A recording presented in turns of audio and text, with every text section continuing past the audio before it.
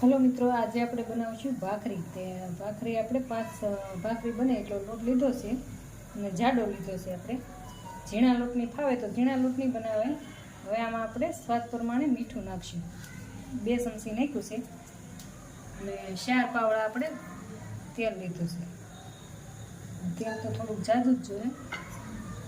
આવી રીતના એટલું તેલ હોય ને તો મસ્ત ભાખરી બનશે। થોડીક આમ મુઠ્ઠી વળે એટલું મોણ જોઈએ।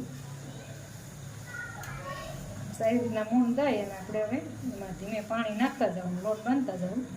જો આવું મોણ દેવાનું, થોડું થોડું તેલ દેખાય મુઠ્ઠી વળે એવું। હવે આપણે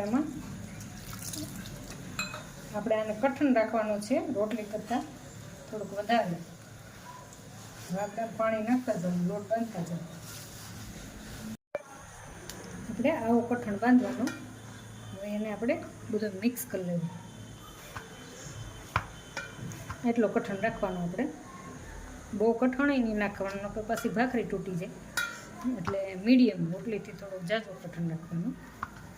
હવે આવી રીતના મિક્સ આપણે કરી લેવું। હવે આપણે ભાખરી વણી લેવાની। હાલો, હવે આપણે ભાખરી વણી લેવું। જો કેટલો મસ્ત લોટ બંધાઈ ગયો છે। હવે આ રીતના આપણે ભાખરી બનાવી લેવાની। આ વિડીયો બહાર જતા બાળકો જોવે, છોકરાઓને બહુ મસ્ત આ રીતના ભાખરી બને છે। આવી રીતના વણી લેવાની। જો ફરતી ફાટતી નથી, એટલો મીડિયમ ઢીલો રાખો ને એટલે આ રીતના બધી ભાખરી વણીને તૈયાર કરી લેવાની।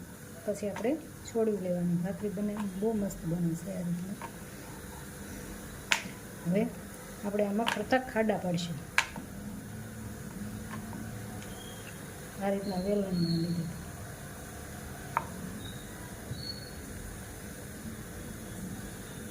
હવે આપણે છોડવી લેવું।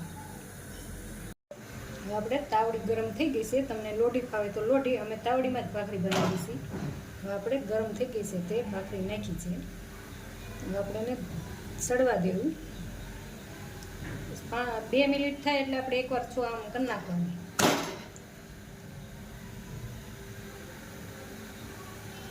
પછી આપણે બીજી વાર પલટાઈ નાખીશું। હવે આપણે આ રીતના ફેરવી નાખીશું। જો આવી ચડવા દેવાની। હવે ધીમા તાપે આપણે આમ ચડવા દેવું, બહુ મસ્ત બનશે ભાખરી।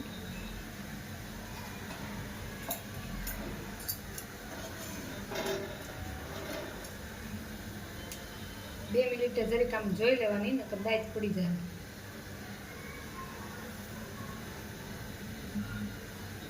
આ રીતના ભાખરી છોડવશે ને તો બહુ મસ્ત બનશે।